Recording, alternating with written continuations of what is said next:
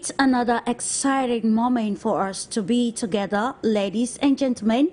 Welcome to yet another edition of Global Insight on For You Media Africa. Today we are talking something very optimal and of course looking at Africa and its strategic mineral and the problematic of course centers on the implications of West race for critical minerals in Africa. We're looking at the implication in Africa and beyond, and the question is, where can we place Africa's resource nationalism?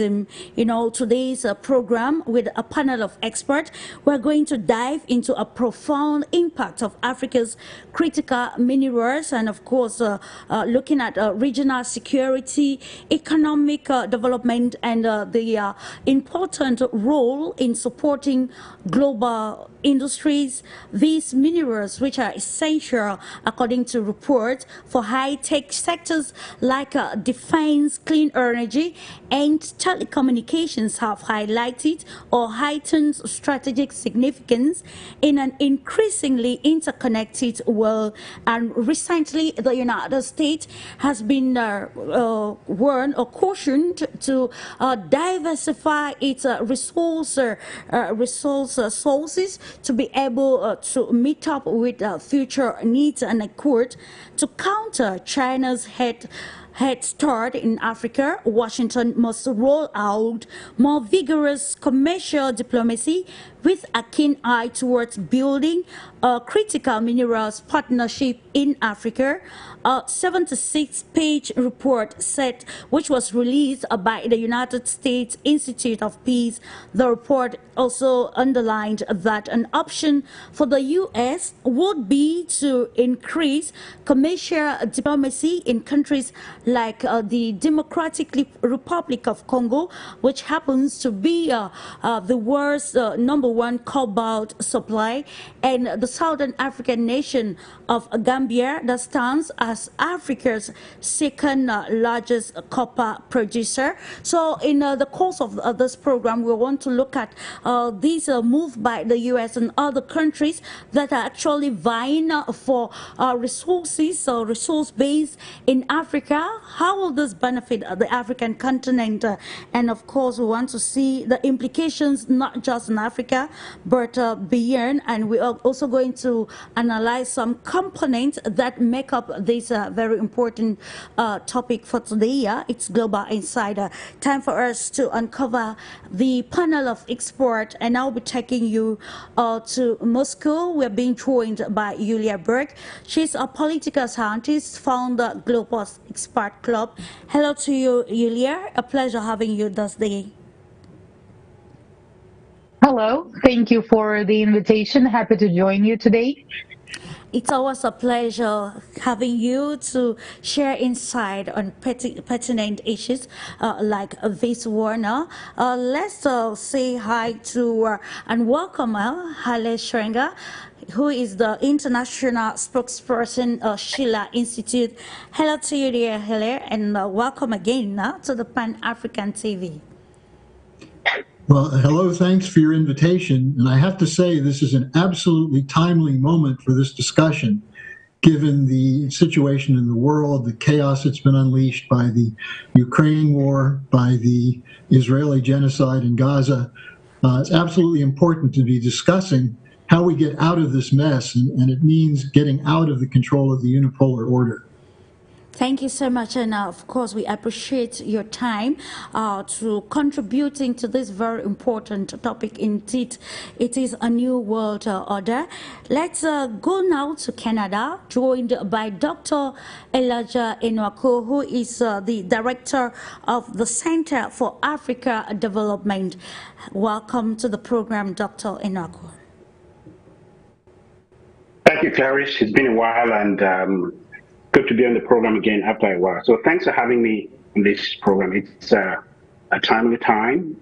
It's the right moment to talk about things like this. Africa is going through a transformation, and there are critical issues that we need to talk about.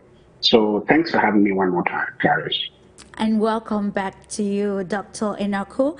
I will kick off this interesting moment with your interesting program with you, Dr. ENOAKU. We are looking at the West's race for critical minerals in Africa, and particularly what caught our attention is the latest news where the United States Institute of Peace has cautioned the government to look elsewhere, like particularly in Africa, for mineral resources in such a way that it will not be stranded when if things get sour with the People's Republic of China. And they identified the African continent as that very fertile ground for the raw materials that could help the United States boost certain elements in its country. So we want to analyze holistically this very strategic point. And what do you think this means for Africa at a moment of heightened geopolitical competition across the continent? Well, Clarice, thanks for giving me the microphone first. But what I want to say is, I want to start on a very cautionary note. This is an opportunity for Africa. At the same time, it's a risk. Because if you read that report, when you sent your invitation to me and you told me that's what you're going to be talking about, I had a look at that report. And if you look at that report, it's a strategic think tank caution for the United States on what they think the goal and the intention should be in terms of acquiring resources that are going to power the next generation of technology, security, the economy, and all whatnot. Mm-hmm. There's no problem with that. It is every country has those strategic plans, 5-year terms, 10-year term, 5-year, 8-year term, and so on, which they plan on where they want to go. But here is where I think had come in, and this is where every African out there has to be listening to this. Africa has always been talked about like a paradox, the mineral curse. Those are the terms that we hear when it comes to Africa and minerals. And you ask yourself, why do we find countries that are imbued and endowed with all these resources being at the lower echelon of the development spectrum? That's a question we need to ask ourselves. Is it because the Western powers like the United States, Canada, Russia, and the rest of the world are coming in and taking these resources and going away and leaving Africa undeveloped? Or is it because Africa is not yet ready to play on the global scene in terms of what they possess? So this is where the discussion needs to go. And first and foremost, I want to say here that Africa, when it comes to minerals, it's endowed in such a way that African economy can either benefit or it become a curse. Let me explain what I mean by that. Because when you have these resources and you look at the American strategy, you look at European strategy, you look at Russian strategy, you look at even China, because as we speak like this, China is coming in very great number to exploit resources, even though we have minerals, a lot of minerals in China, but they are coming to Africa. So when you look at all these countries coming in, asking yourself, what strategy does African countries, because this is where I want to lay my emphasis. Absolutely. I want to lay emphasis on African countries. These resources on the African soil, these resources are owned by Africans. These resources are for Africans, for African development. These countries, when they come in, how are these resources exploited? Number one, the danger we find here, Clarice and gentlemen and the lady in the studio is that these resources are exploited sometimes in a way that the economies of these countries become single-handedly dependent on these resources. And when you have an economy that is single-handedly depending on the extraction of a particular resource, the economy of that country is now exposed to fluctuations in the commodity market. What do I mean by that? What I mean by that is that there are vulnerabilities in the economy, and that's what we're finding whether you're talking about mineral, you're talking about oil and gas, we find that African economies, when they are doing their budgeting or whatnot, and they're working with these Western powers, there is no intention, I put it in quotes, intentions from the parts of the Western world to help the African economies diversify. Because when you diversify, that's where you move the economy away from the vulnerabilities that the economy is going to face because of commodity fluctuation in the market. That's a danger the African economies are facing. So when we have the United States, we have Russia, we have China, we have all these countries coming in. My goal at the center that we work with a lot of our partners is to push for these countries to make sure that they are highlighting the danger of these countries solely depending on these resources to fund the economy.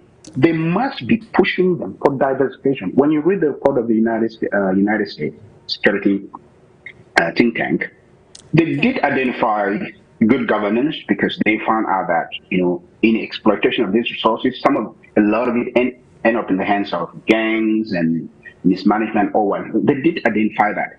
But then, if you look at the continent of Africa, when you have identified the problem, what are the resources that you've put in place to see that that problem is solved? Look at Congo that you just mentioned. That is like the breadbasket of mineral resources and extraction all over the world. The worst conflict in the world, in the Eastern Democratic Republic of Congo, where the extraction of these minerals is going on. Why can't the United States? The introductory statement, yeah. Sorry, I didn't get to Clarice. I say you should be rounding off already for the first intervention, so we can also. Thank you. Yeah. So let me just round up. So if you look at these conflicts that are happening in Africa, for example, you'll find out that a lot of these conflicts are happening in these mineral resource areas or countries. So the Western powers should be able to help Africa when they are coming to exploit these resources, so that the benefit of those resources accrue to the economy in which they want to work. I'll give you the microphone, but I'll come back to expand on this point that I'm trying to talk about. Absolutely, Dr. ENOAKU. It's about how the African government or African countries that actually have these minerals define the strategies or their mining policies that will ensure that whatever deal that they enter with other or potential investors should benefit both nations or continents. To you, HARLEY SCHLANGER, we are looking at the quest for strategic mineral resources, as well as, the demand has increased and countries are trying to extend to other areas in order to meet the needs of the citizens. And today's topic is capitalized on the recent report from the USA sending the US to Africa, to be very categorical, precisely in the Congo and Zambia. So the question is, what do you think can occupy this commercial diplomacy that is enforcing itself in today's multipolar world, like you highlighted already in your preamble? Well, first of all, Clarice, thank you for inviting me. And I want to say that I very much appreciate the remarks of Dr. Elijah. I want to build on this from a slightly different standpoint by giving a history of why there has to be a new era and why the present era of U.S. unipolar hegemony has to end, and in fact is ending. As President Putin has said, it's the development of a new system is unstoppable. But the question is, how much damage will be done if we don't move this quickly and peacefully from the idea of a so-called rules-based order, which is a fake concept? So I want to just give a very quick history, which goes back to the fact that after World War II, Africa's raw materials were still seen as owned by European colonial powers. And it was a long fight to overcome direct European colonial control. And there are many people who are coming to adulthood in Africa today who did not experience that, but it was quite an extraordinary battle to free Africa from European colonialism.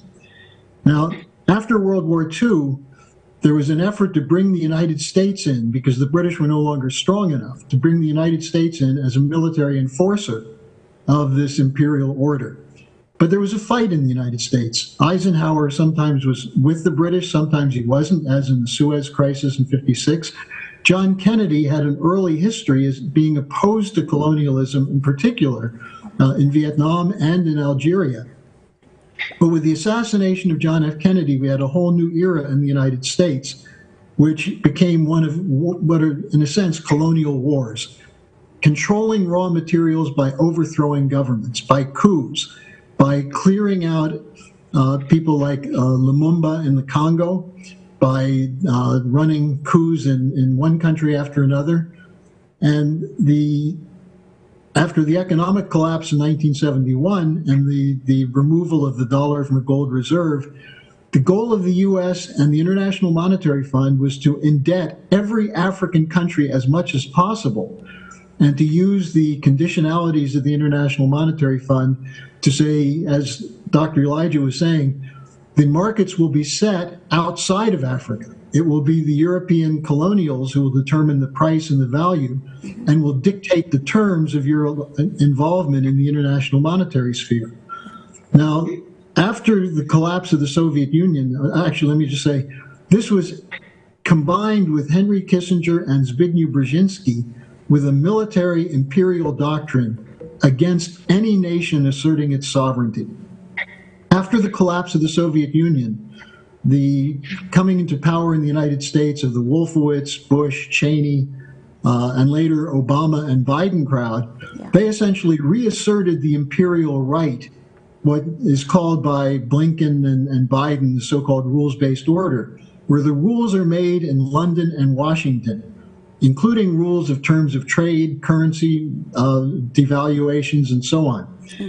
Now, what has changed is that we're seeing a new spirit, which goes back to the 1956-57 Bandung spirit of the non-aligned nations, and it's becoming contagious. We just saw the announcement today that more French are being kicked out of, I believe it was Mali, the reassertion in Niger and in other countries in West Africa against French colonialism. And maybe that explains why Macron wants to send the French Foreign Legion into Ukraine, because they're no longer welcome in Africa. But neither should the US or British forces.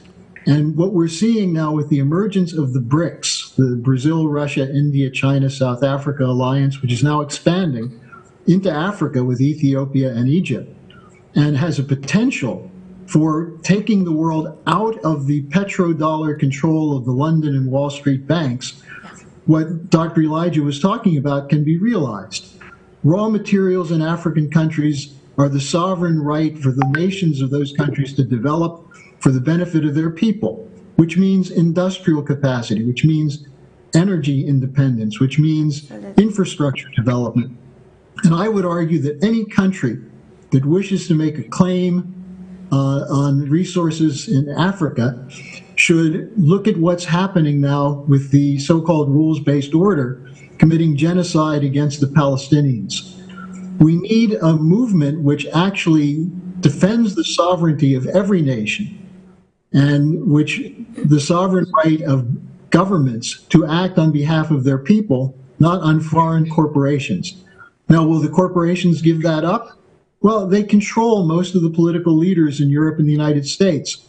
And so I would say that in terms of Africa, the emergence of sovereign nations, the role, for example, South Africa is playing at the International Court of Justice is crucially important. We need the reassertion of sovereignty, and we need a movement in the West to take power away from these corporate swindlers who insist that African resources are the resources of American and European corporations.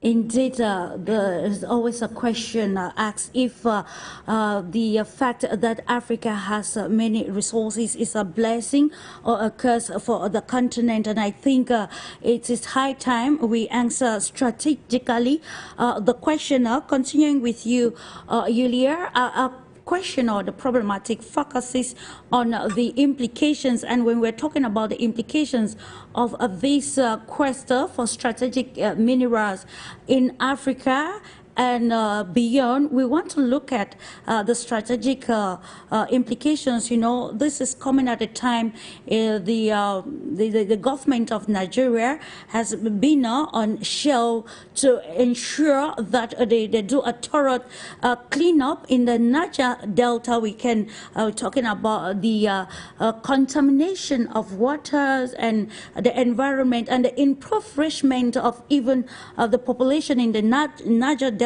yet oil is being exploited from the region. Now we are in an era of even greater stakes. We mentioned already that it is an open commercial diplomacy as far as the place of these strategic minerals are concerned in today's world. So in your own opinion, dear Yulia, what do you think are those strategic implications that we need to look as far as the strategic minerals are concerned, particularly cobalt, which the report highlights it, that it can be used to produce batteries for electronic vehicles, and you can name the rest.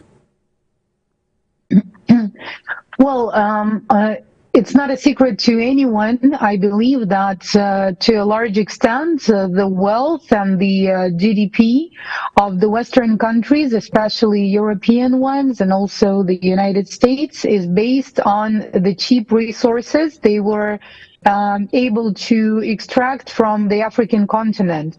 So this taken out of the equation would make them lose much of their production in the first place and much of their business.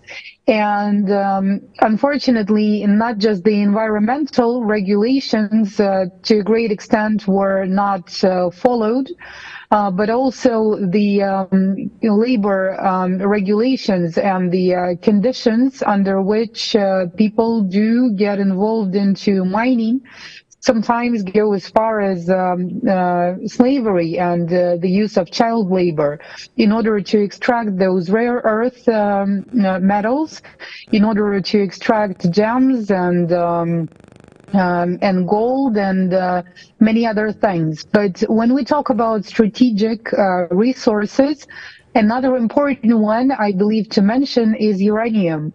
Because uranium is essential for nuclear plants and many other things, but especially nuclear plants. And we see that France, at the moment, losing access to uranium at the, let's say, terms and conditions that were extremely favorable for them and that were underestimating the, the processes and the work of local labor. So they might be losing one of the biggest industries that they were, let's say, not just famous for, but also the one they were making quite a lot of money on, which is nuclear plants, right? Sure. So this is a very important thing to mention over here, I believe. And when we talk about the way the strategic resources were being extracted and the, let's say, infrastructure organized around it and, the general terms and conditions and the level of, let's say, development of that business. And when we look at the African continent, we will see a lot of differences. And I mean, there is a huge gap between the way it was done in the countries that used to be French colonies, mostly in Western and Central Africa, and the ex-British colonies in the south of the continent, right? Sure. Because even looking at simple indicators and simple things such as road and railroad infrastructure, we will see that in the south, they tend to look more like networks connecting different cities and ensuring internal trade. When we look at the map of railroads, which is, speaking louder than words in this case, we will see that most of them would just go from mining regions directly to the port. So even this shows the quite cynical approach that was being used. And another big difference, I believe, is that even at the moment, the struggle for those resources in some countries means a physical struggle, which is, there has to be armed security in order to protect those. And in other countries, mostly in the countries of the south of the continent, even if the property rights migrate from one person to another, if there are some disputes, they are mostly solved using legal instruments and legislative regulations. So there is quite a lot of difference. I think we should divide the different things, and we should distinguish what different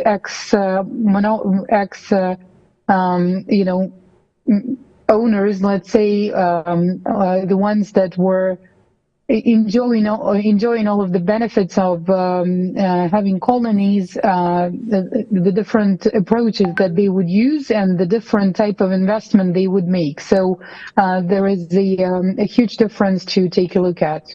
Okay, indeed, many stakes to understand as far as this is concerned. Coming back to you, Dr. ENOAKU, while talking earlier on, you highlighted, of course, many aspects, and even HARLEY and YULIA shared the same perspective, looking at how multinational organizations or even big powers or so-called superpowers impose conditions which are not favorable for countries, and in turn take their mineral resources, the IMF loaning out money and dictating how the money is supposed to be used, maybe constructing roads that leading to the resource base. So the question is, with all of this and with the renaissance across the continent, we already saw Niger taking the move by trying to redefine the policies or strategic policies linking the country and former colonial master France. So the question is, where can we place Africa's resource nationalism, and how can the continent capitalize on this global competition for resources in Africa to benefit itself? Okay, Clarice. Let me come back to the point I was trying to make, and also please, can you unmute yourself, Doctor? Your mic, sorry. Yeah, my mic is not muted. Can you hear me? Okay, I can hear you now. Yes. Okay, I said, permit me just highlight the point that I was trying to make before, and also mention a few points that Yulia and Haley also mentioned, which were very valid points. But gentlemen and the lady, I want to just highlight a few things here. When it comes to Africa, what I don't want Africa to do is to replace Peter with Paul. Africa need to understand where they're going. Because as we speak today we're talking about the United States, for example, we're talking about their strategy and all what they've been doing in all the atrocities, and the Europeans, all the atrocities. All that is well documented. We all know about that. But today, as we speak, if you look at FDI, that's the foreign direct investment in Africa, the highest foreign direct investor in Africa is not the United States, it's not Russia, it's not Europeans. China, as we speak. So the question you ask yourself is, you take a step back, what is the African strategy when it comes to dealing with China? Are they going to make the same mistakes that they made when they were dealing with the United States and the Europeans? Or do they have a coordinated strategy when it comes to minerals extractions in the continent of Africa? That is where I think the problem is. Because I don't think any of this country has gone ahead to say you must negotiate with them. For example, we talked about Niger a while ago. Niger was selling uranium to France at, if I remember the last time I read that report, at 8 euros per kilogram. Meanwhile, we know that in the world market, uranium was being sold at $89.5 per kilogram. How did they come about this strategy with the French? Now that they are actually distracting or kind of disconnecting themselves from the French, what is the new Niger strategy when it comes to uranium extraction? What about looking at policies that are going to make sure that they can also be efficient. You find a country that is extracting uranium where 33% of French electricity comes from nuclear power, but this country is living in the dark. Why can there be a strategy where the same country that is, has the uranium, they are able to develop a nuclear energy strategy? Why can't that be a strategy? That's where I'm focusing. That's where I see the problem going. Number two, you mentioned on the show that you mentioned Zambia, for example. Yeah. Zambia is a high producer of copper. Now, what's happening in Zambia? If you look at the economy of Zambia, if you look at the kwacha has highly appreciated, even against the dollar, against the euro, against the rand, against any other currency. What that means is any other sector of the Zambian economy is going to be neglected. There's no agriculture. You're going to find out that the infrastructure is poor. You're going to find all the other sectors in the Zambian economy have been neglected because everybody is now focused on the production of copper. And the currency has appreciated and completely decimated the other sectors of the economy. That is, those are the strategies that African economists need to be looking at and making sure that in the extraction of all the, we have a global strategy that says, for example, I want to give an example. It might be a bad example, but it's an example that makes sense in terms of what we're discussing. When the Germans, I know my colleague Haley might not like to hear about the Germans, but permit me use the Germans. When the Germans colonized Africa, all colonizers were bad. That's why I said it's a bad example. But if you look at the countries that the Germans colonized, if you look at the infrastructure that was left behind, what are you talking about? Any country, name any country in Africa. You go there today, you still see concrete infrastructure that was left behind. That is being utilized even by present government. You're in Cameroon, terrorists, and testify to what I'm saying.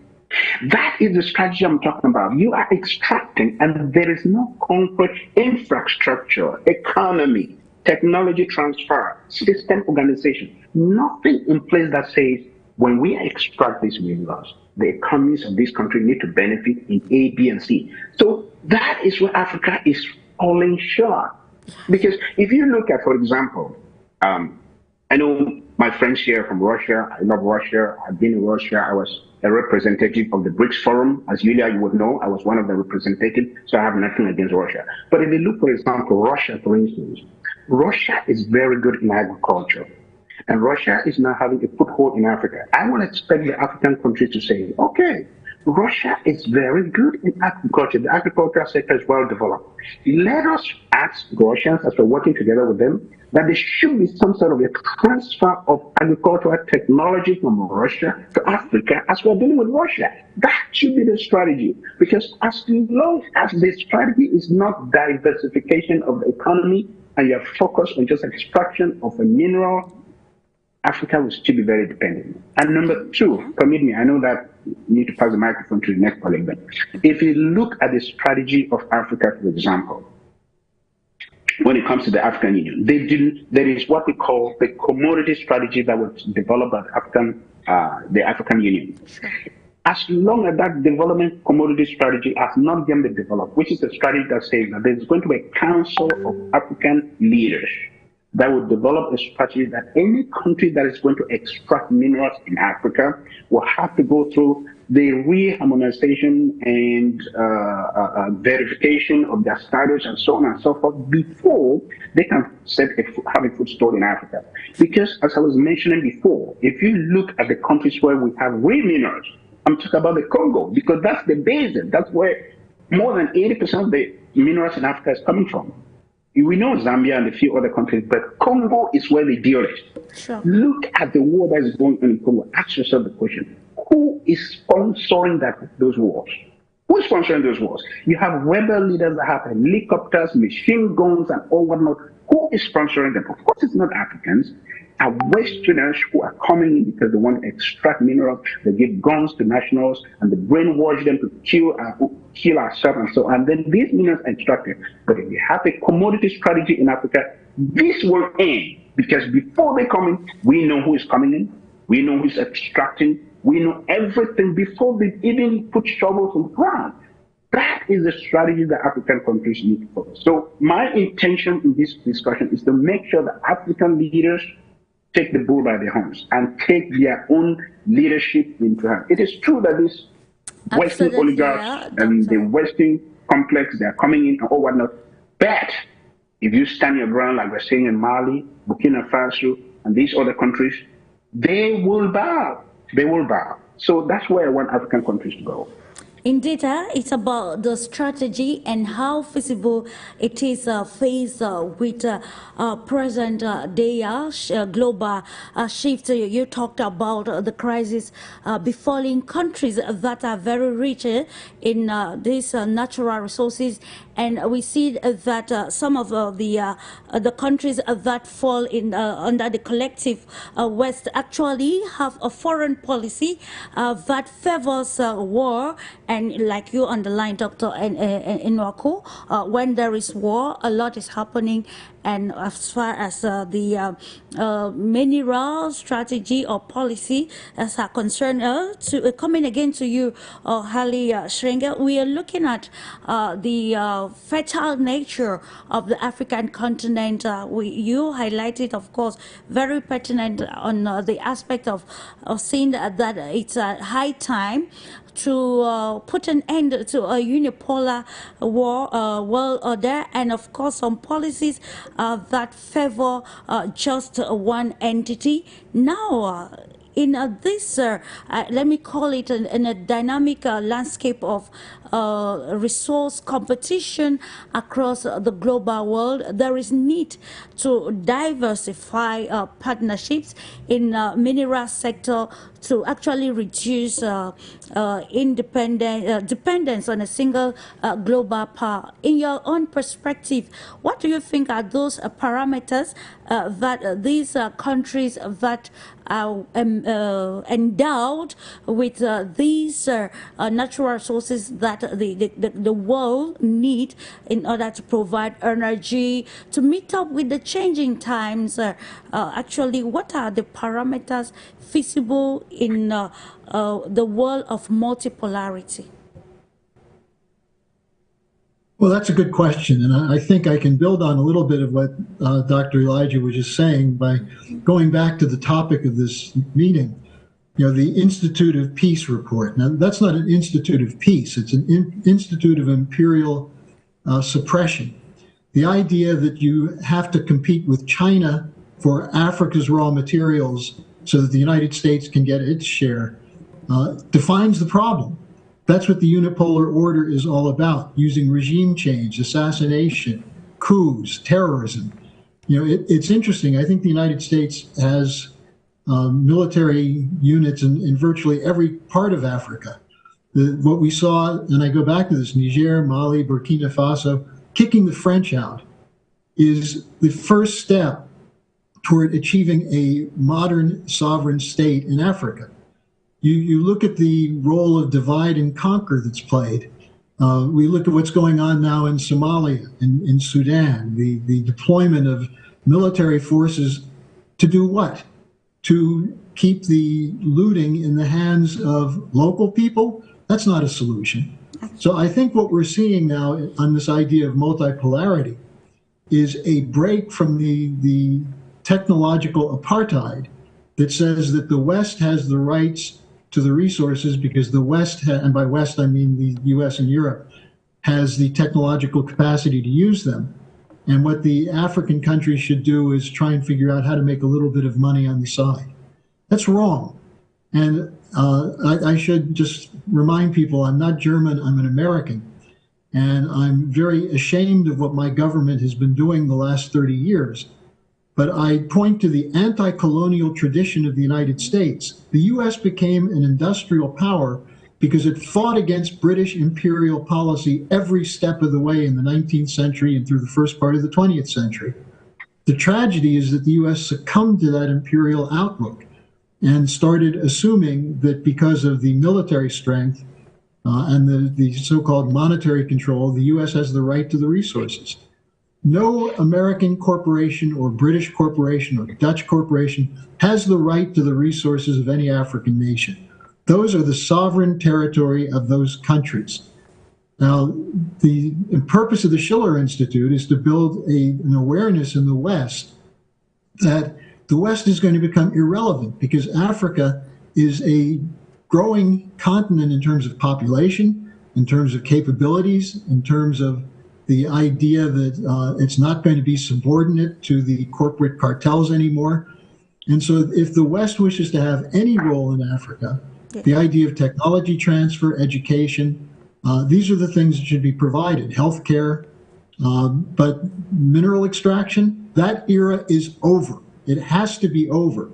Otherwise, we're going to see a competition which is going to end up with a third world war. Thank you for that, Harley. Yulia, we know that the United States is almost 100% reliant on foreign entities for the resources that the country needs in pushing for the process of industrialization and even the energy and other technological needs of the nation. And we are just in line with what Dr. Elijah ENOAKU highlighted. It's an era of great competition for resources. I will accentuate on the term commercial diplomacy. What do you think now these with the plurality of countries, global countries reaching out to Africa for new deals and partnerships regarding mineral exploration and exploitation? You know, when you look at it critically, only the primary stage, which is the extraction stage, is very buoyant, but when you look at other states, it's still very questionable. We want to bring now to the understanding the place of new partners in Africa, particularly the Russian Federation and even other BRICS nations, as far as this commercial diplomacy is concerned, changing the narratives, making sure that these countries like the Eastern Democratic Republic, we can put an end to the war and see total development that will be boosted by the endowment of the region in the terms of the natural resources, and also see that Mali and the Central African Republic, actually the level of development transcends to the capability or the mineral strengths of these countries. Well, when we talk about the Russia's approach or China's approach, they're quite different from each other in the first place, and from the approach that was being used by the West. So Russia also has all the necessary mineral resources. There can be a lot of debates about the differences or the quality of oil and whatsoever else. Yet at the same time, in Russia, you can find pretty much everything, including diamonds, including gold, and almost all of the elements, right? Yeah. At the same time, not all of it is explored at the moment. Not all of it is being extracted, and most of it lies in Siberia. Siberia is a very cold region, so even mining over there is very difficult in terms of the equipment that is supposed to be used there, as the temperature goes as low as 40 degrees below zero. So what does it mean? It means that, number one, Russia has its own resources that are much easier to explore and to mine in terms of legislation, in terms of using your own minerals, when you don't have to, get into any kind of even negotiations about it. You just go and do the exploration and mine, and that's it, right? Sure. So there is also quite a lot of offshore resources and Arctic resources that are not even well explored at the moment. So, Russian geologists and mining companies do have a lot to get done in the country in the first place. So for that reason, Russia does not have any kind of aggressive or expansionist policy in terms of Africa, yet at the same time it does have the technologies and necessary experience that would allow for mining even in much more difficult circumstances, which is, for instance, 40 degrees below zero, because when it's too hot, you don't have water freezing up, and when it's too hot, you don't have earth freezing up, right? So it makes it, in any case, it makes it much easier to deal with high temperatures rather than low temperatures. So that means that Russia is mostly interested in exporting its technologies. It happily gets involved, or Russian state-owned, and not just state-owned, but private corporations and companies, they happily get involved into the project phase. They're happy to provide opportunities for education in relevant professions, right? And yes, basically, the best, I would say, or the optimal cooperation point here is establishing joint ventures that would allow for ownership that is split between the two parties, the Russian party and the African party, and that would allow not just to mine the resources, but also to manufacture products on site, and then to sell products with the added value, and that brings much more benefits to the economy. So if we're talking about metals, those could be products made of metals. If you talk about gold, that could be not just ore that's being sold, but that could be, items already made of it, or gold prepared for use in for technical reasons, or for let's say production of electronics and other kinds of devices. So that's the difference. When we talk about China has also quite a different approach, because they are in need of mineral resources that they don't have. But their approach is that they're not interested in creation of joint ventures. They're more interested in taking the ore itself to China, processing it there, and manufacturing there, so using their own labor force. So that's also quite different. Yet at the same time, they're ready to invest much more funds into that, and they are ready to invest into relevant infrastructure. So they do have that kind of resources that Russia does not have. I mean, you can just compare the economies and consider the fact that Russia is a country at war at the moment. So of course here, Africa and African countries are able to choose and decide, and to have quite a good negotiating position, because everyone is interested in Africa, but Africa can decide on its own who is she interested in. And that is where the problematic lies. High multilateralism across the African continent. Our leaders conversant that it is a perfect moment, to be very united in discussing stakes that concerns the African continent, particularly on decisions that will have to do with the mineral endowment of the continent.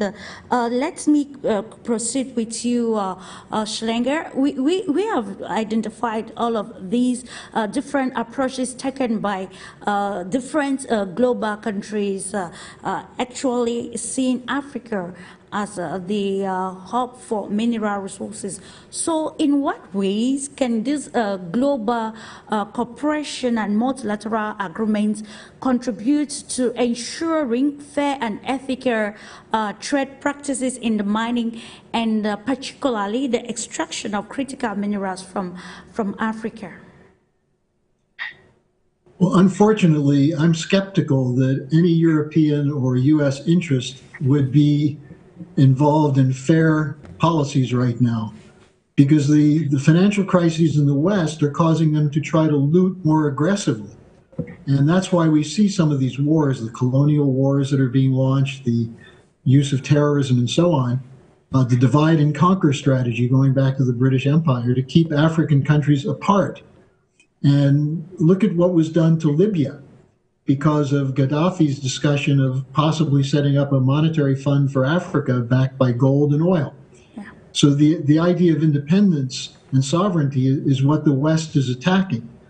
Now, how do you deal with that? Well, I think this is one of the important things coming from the BRICS, is not the move toward a new financial system yet, because that would be premature, but to replace the control of the dollar and the central banks of Europe with national banking and the use of national currencies in settling trade imbalances, that these can be negotiated from country to country instead of having to go through the International Monetary Fund and the Western banks who have no interest in the development in African countries. I just want to state that I'm firmly of the belief that there's a total difference between the Russian and Chinese approach to Africa now, which is taking into consideration the needs of sovereign nations, as opposed to the continued colonial policies being put forward from the West. One example of that is the European Union coming in and saying to Africa, don't develop your fossil fuels, don't develop nuclear, use solar, go to stick with subsistence agriculture, so they can control the currencies and the exchange rates and the trade balances and so on. So the important thing is that it's not just an assertion of independence, you need new independent institutions. The BRICS Development Bank may be a step in that direction. The Shanghai Cooperation Organization is moving towards that. The idea of using national currencies for infrastructure investment. And finally, let me just state, because I'm going to have to be leaving in just a couple minutes, Yeah. the most important thing is infrastructure. And Elijah mentioned that earlier. The Africans have never been allowed to develop their own infrastructure. They've been there for the colonial exploitation. What we see with the Belt and Road Initiative is the beginnings of a connection, corridors of development connecting North and South African countries, East and West, opening the ports to the landlocked countries, bigger projects like the Trans-Aqua Water Project to replace the shrinking of Lake Chad with cooperative water policies from Congo and elsewhere. The potential for cooperation in Africa is enormous, but you're going to have to kick out the Western advisors and the Western accountants and the financiers who don't give a damn about Africa. And I hate to say it, because some of them are good people when they get there, but they end up working for the corporations and not for the people of Africa. African institutions that work in cooperation by nation is the solution to this, and that's why we need new financial and monetary system and break with this petrodollar colonial system that's prevented Africa from developing. Thank you so much for your insight, HARLEY SCHLANGER, and of course, very pertinent working for corporations rather than the population. And this is where one of the stakeholders in Nigeria said that Shell should prioritize the civilians rather than corporate interests. Shell is about selling off its business in Nigeria, but what about the implications of its activities on the Niger Delta and the development of the region, which has been put on hold because the nationals don't get to benefit from the endowment of their nations. And it brings us to this question: what is the role of the African leaders? What are their bargaining powers when it comes to negotiating deals that would determine the future of the continent? To you, Dr. Elijah ENOAKU, having listened to how countries are redefining their strategies as the world is taking a new turn and things are changing, you begin to ask, when we talk about sovereignty, it's not just about political sovereignty, we also have economic sovereignty. And why not sovereignty in terms of taking strategic decisions that have to do with the minerals on the continent, and now capitalizing still on what I already mentioned earlier on the place of resource, Africa's resource nationalism. You talked about the creation of the Council by the African Union, Commodity Council by the African Union, to see how they can maybe chart the interest of the continent. But now, let's, in terms of minerals protection and being seduced in the 21st century by many countries, how can we redefine a strong resource nationalism policy to ensure that the African continent stand in one accord when negotiating and even set the price for these resources that they owned? Okay, Clarice, let me be very clear and let me give you 4 concrete steps that the African economies and African countries need to take. And Ailey mentioned a couple of them, and Yulia also mentioned a couple of them.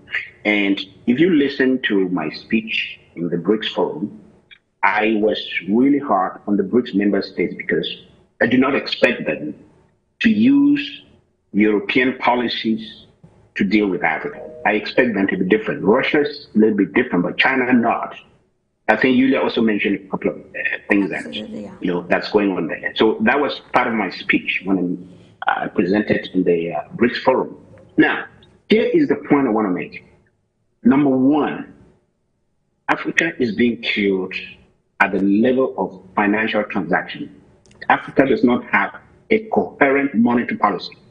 Ask yourself this question.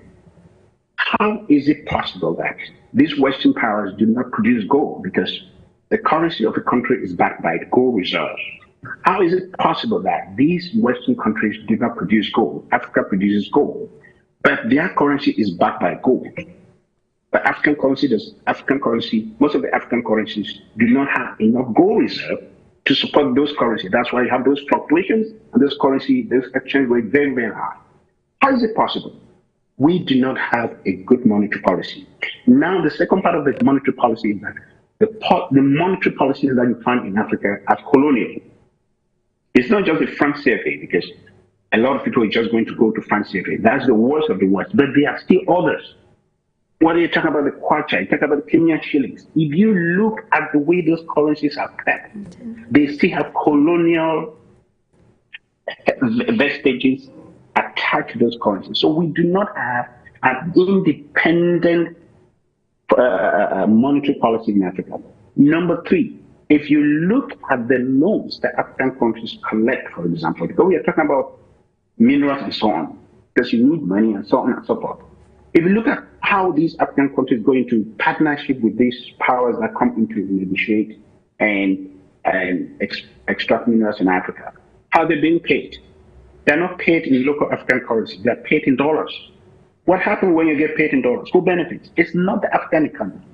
It's those Western powers, the United States and all the others, because of the differences in exchange rate. Yeah, so there are lots of policies that happen that Africans need to make sure that they understand what's going on. Even in the financial system, Haley already mentioned about it. If you look at the financial system, African countries go to borrow money on the World Bank at 10-15%.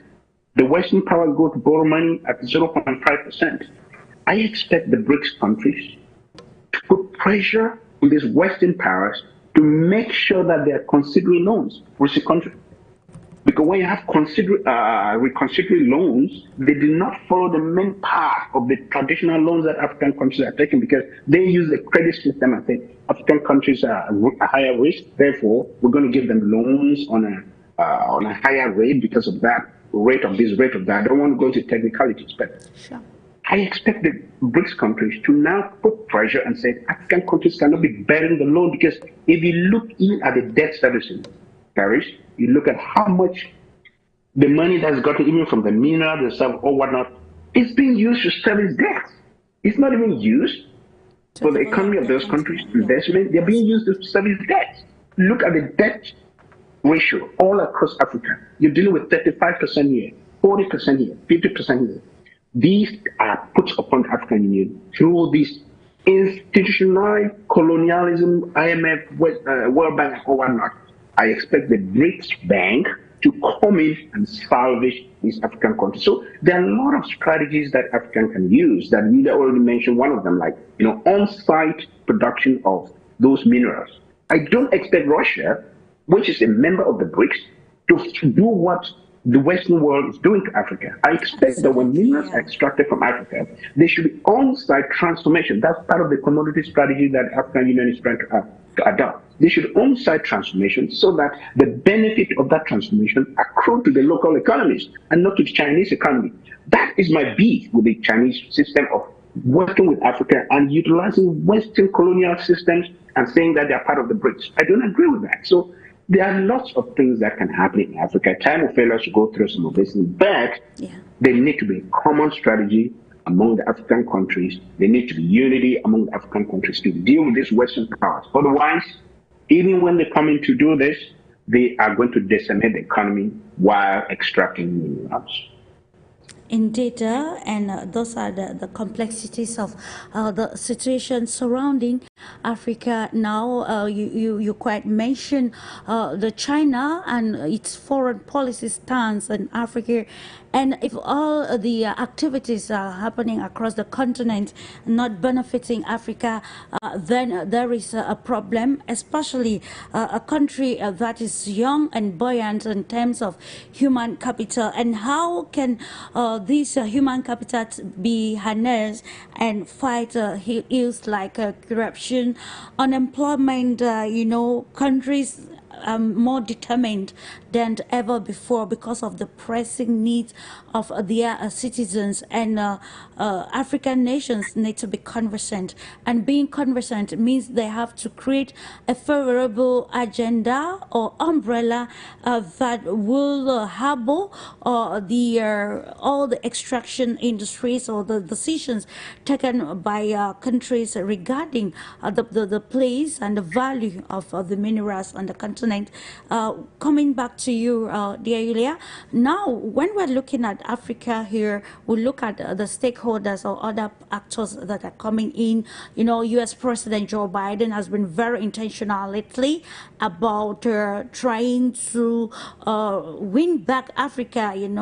Africa wasn't really a friend under the current President Donald Trump, but you saw U.S. Biden trying to win Africa and bringing in the position of the minerals. Now, Russia being part of the BRICS plus nations and others, how can we or the BRICS address some of these foreign policies of countries like China? People have been complaining because China brings in labor and everything goes back to the People's Republic of China, and now it's time to change the narratives. How can the BRICS come in here to help redefine some of the policies, foreign policies of member states in dealing with Africa in terms of investment? And also now another question is, in your own perspective, do you think or what is the possibility of Africa having a single mineral market? We know that countries that export petroleum function under one umbrella. What is the feasibility of creating an organization or a platform for countries having minerals in Africa to be able to sell as a group and make decisions as a group, and with the help of new partners in a multipolar world that seeks to maybe see everybody benefits from the endowment of the world?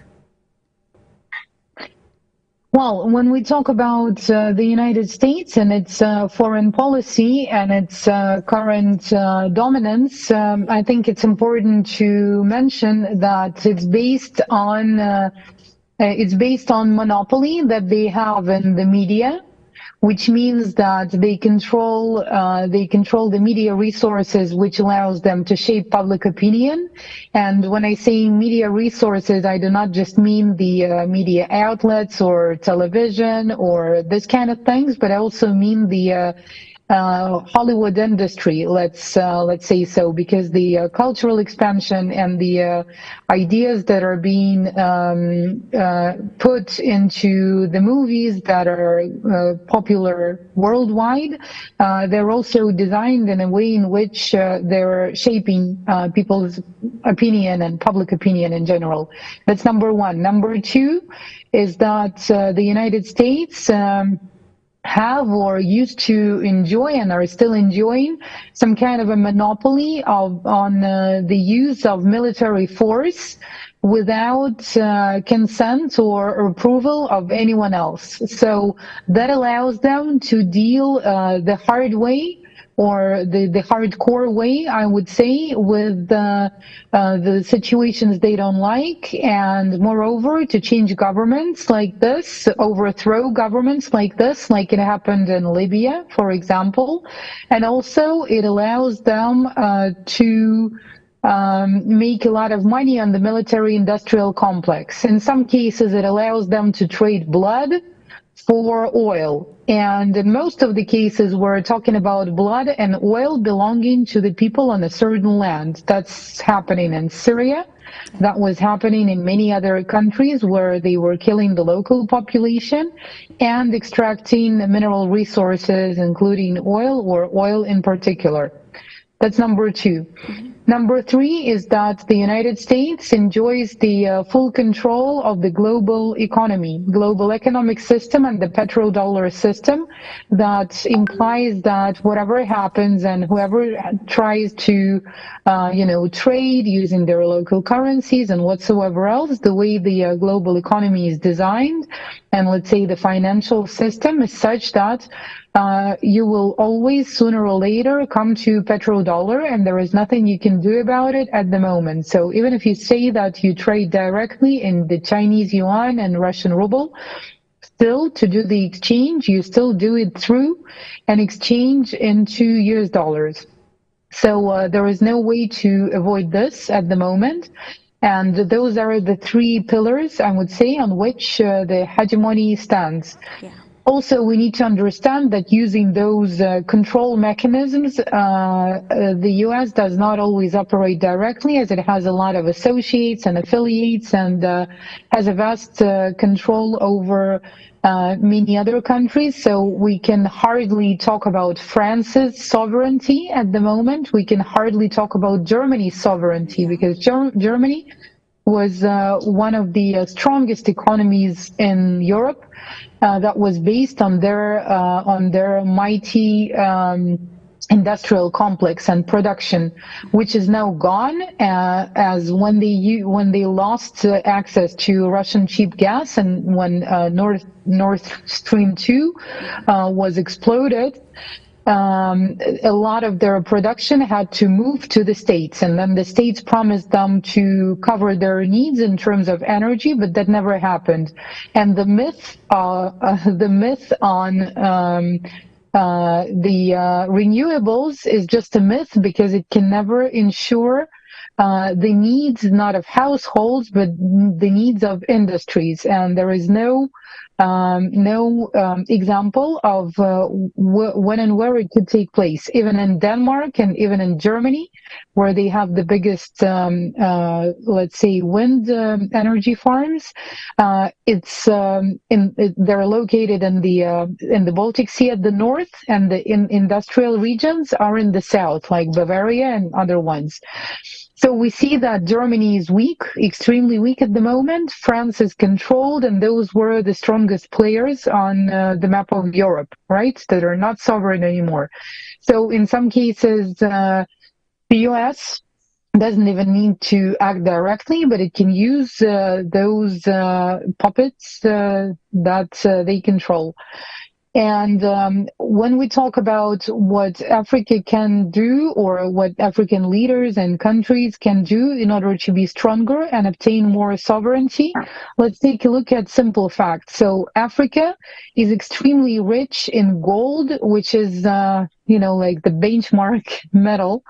And it's needed in many different areas. It used to be It used to be the reference point of the economy, and I don't need to, I think, explain why gold is important.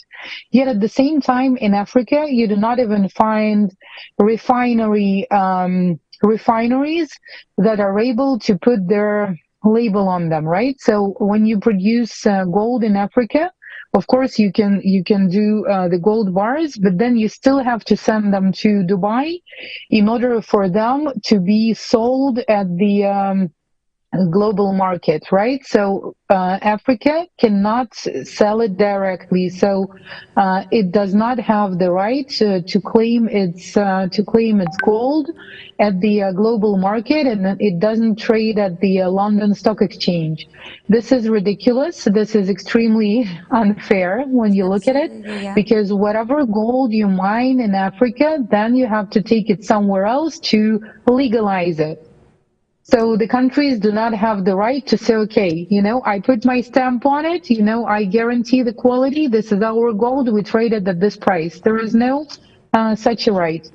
And I think this is extremely important, not just in this industry, but lately we're seeing more and more news and more and more, at least of political statements being made, not just by the countries in the western and central regions of Africa, which is Mali, Niger, Burkina Faso, that have just had revolutions for sovereignty, as I would call them, but also in the southern parts of the continent. You have Zimbabwe, and you have other countries that refuse to be a part of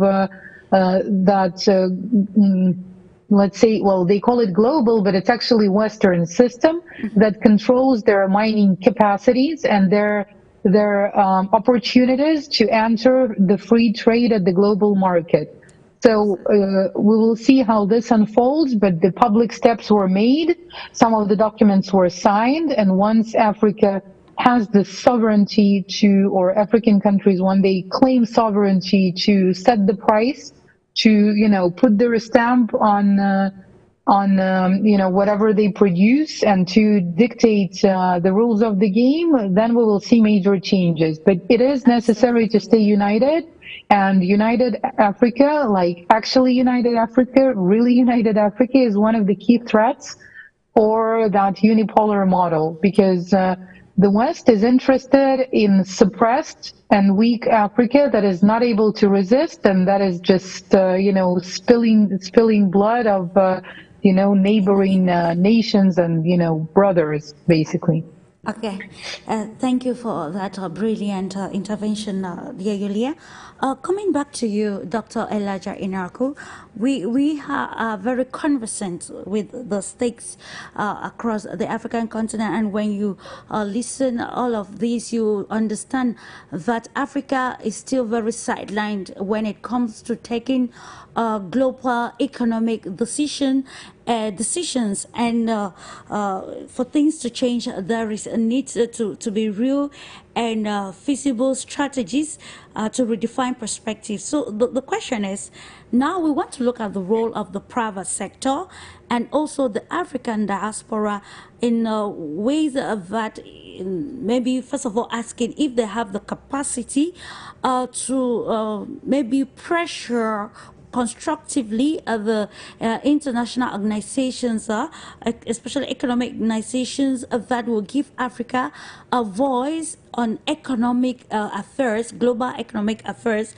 and also see how the private sector in their quest to ensure also foreign direct investment can help to make sure, like Harley I underlined earlier on, that they work for the population and not for the corporations.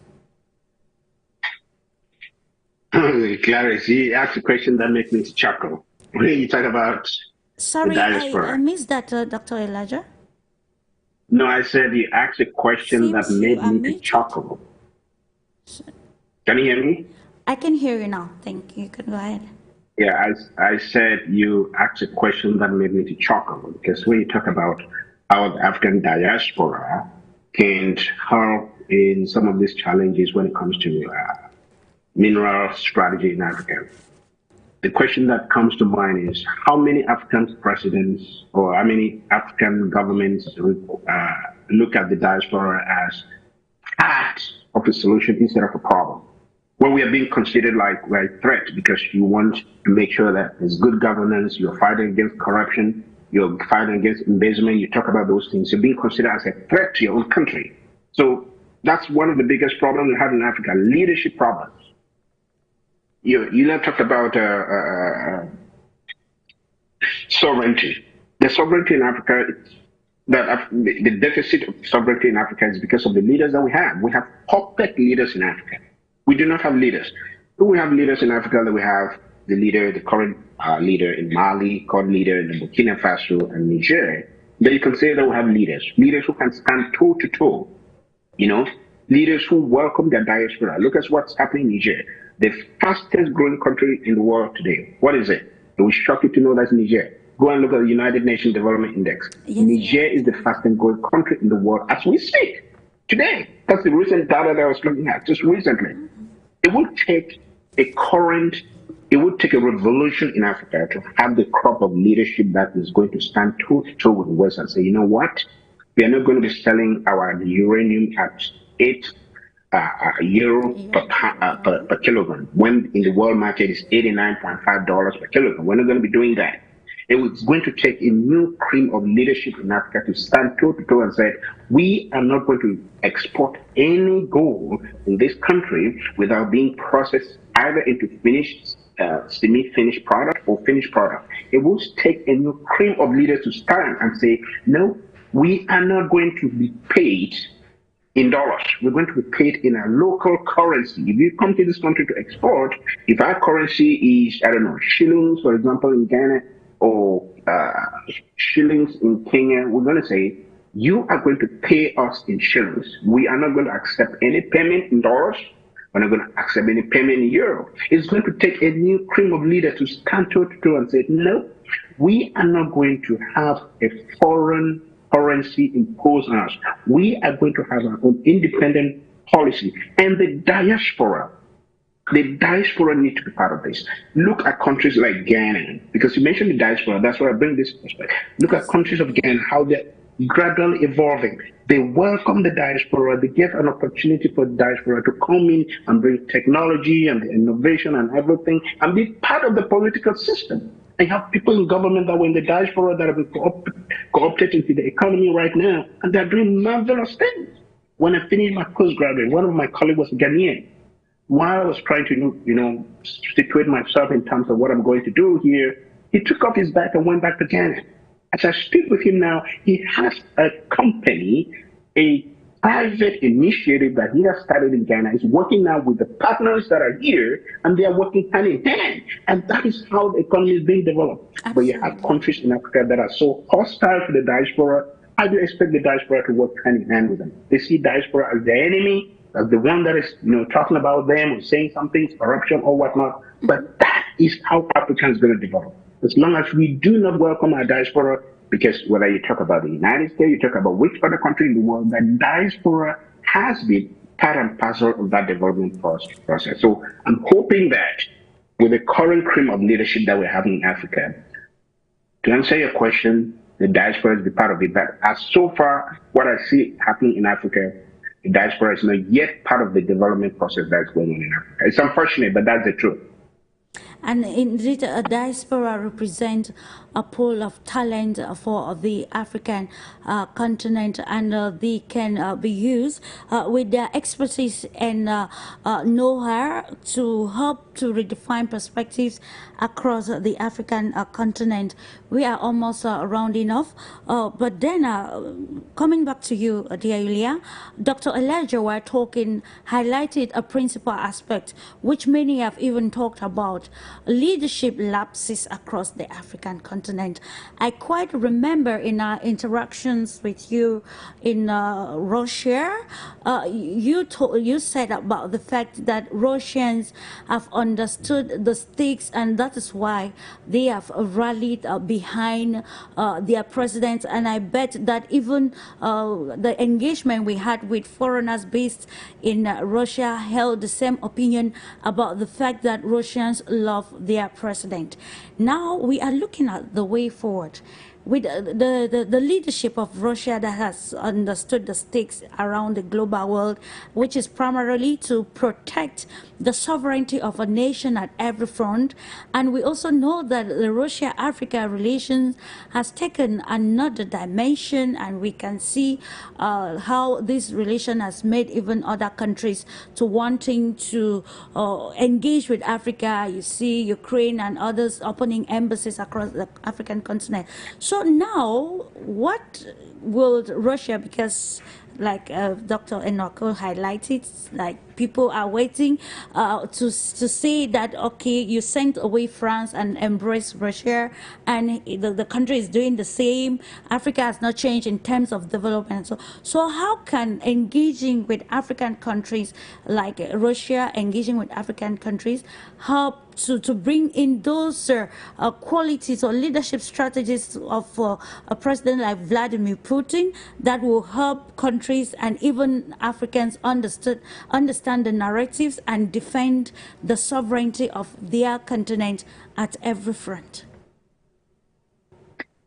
Well, talking about the situation in Russia, well, our president, Vladimir Putin, has been enjoying vast support Please, of the population please. for Yeah. many years by now. And it is proven by various polls, and it is proven at the elections when people come to the polling stations and cast their vote for him, right? At the same time, the country is at war. Russia is at war, and it's not just war for something, it's a war for sovereignty, and moreover, it's a war for existence. What it means is that the country is consolidated. The ones that did not agree with the policy radically, they have left the country. Some of them have come back after having rethought the situation or after not having settled in their new destinations. So there was some kind of an outflow, but then around, well, at least a third of those people who left, they came back. Of course, there are people that are just waiting for it to be over. Well, I would say everyone wants it to be over as soon as possible, but some people do not have a solid position. They choose just not to be in politics. But as for the majority of the population, they are we are very united, very consolidated, because it's a war for existence, and many people are directly involved, either themselves or their family members, their friends are involved into the processes. So it means that the internal issues are put aside for the moment, because like when you're in a fight, first you win, first you achieve the victory, and then you go into analysis of who was doing what and whatever. So war is not the time for internal disputes, for sure. War is when you get consolidated, like you put the different fingers into the fist and you go and fight. So this is what's happening in the country, and I think it sets an example, and this is something that not everyone understands. I mean, our economy has changed. Our economy is focused on the military-industrial complex. We have to be changing a lot of things regarding even the lifestyle, because the country is at war for existence, period. So this is what's happening. I think it does set an example of, a country that didn't drop down on its knees in front of the enemy that is bigger in terms of, the resources, in terms of control and whatever. And I think the current rise of Pan-Africanism and anti-colonial movement sentiment is also somehow related to this example that Russia is setting. So the sentiment of that, you know, the fight is possible and it might be possible to resist and highly likely even to win in this fight. It's important. But when we talk about the countries of the so-called global south, when we talk about South America, Africa, Asia, Russia, we all have resources. So our economies are based on real value and they are more durable. So if this is an exhaustion war, then we have high chances to survive longer, right? Because, well, the people that were living maybe in worse conditions, they're more capable of surviving, and you know, we have the resources and ability to use them, which makes us quite durable in this exhaustion confrontation, I would say. But we will see how this unfolds, and of course it will take time. When we talk about African leaders, and not just African leaders, but the way the global elite was functioning is that you know, they were making sure that they have different triggers and different strings they can pull in order to manipulate the you know, the leaders. So to dismantle the system, of course, processes would have to be launched, and it would take time. And unfortunately, there is probably no way to speed it up because, you know, like they say, if it takes 9 months for one pregnant woman to, you know, to have the baby and to get the baby delivered, if you take 9 pregnant women, it doesn't mean that they would be able to do it in 1 month, right? Absolutely. So some processes just do take time. So let's see how this unfolds.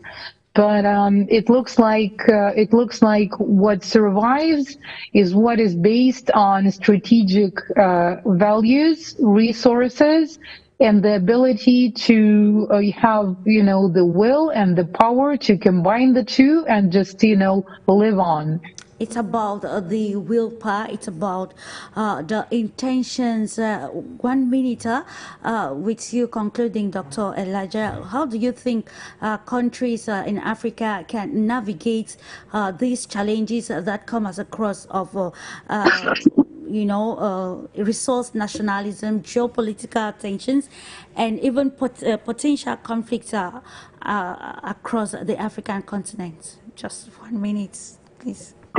Yeah, Clarice, I think I'm very optimistic. I want to end it on a very optimistic note. I think Africa will get there if the trajectory which Africa is taking right now in terms of some of the countries that are reclaiming their independence, if the trajectory continues and the cream of young people, even those that are going through, I mean, countries that are going through either coup d'etat or democracy like we see in Senegal, or semi-democracy like we see in Gabon or some other countries, if this trajectory continues, I think Africa will get somewhere. So there's hope out there. So I want to end on a hopeful note that the current leaders that we have right now are not doing anything to Africa. But if the trajectory of leadership that is coming up continues this way, I think Africa will get somewhere. Indeed, it's a gradual process. I wish to thank you immensely, Dr. Elijah ENOAKU, YULIA BERG, and HARLEY SCHLANGER for the great insight on our topic for discussion this day. It's about intentional leadership. It's about redefining Africa's commercial policy and also redefining Africa's foreign policies and understanding international politics to be able to shape narratives in Africa, especially at a time of increased multilateralism. Thank you, ladies and gentlemen, for trusting the Pan-African television, and also immense thanks goes to the technical crew for ensuring that the program was a success. I'll keep you in the company of programs on For You Media. Always remember, it's another view of the world. See you some other time.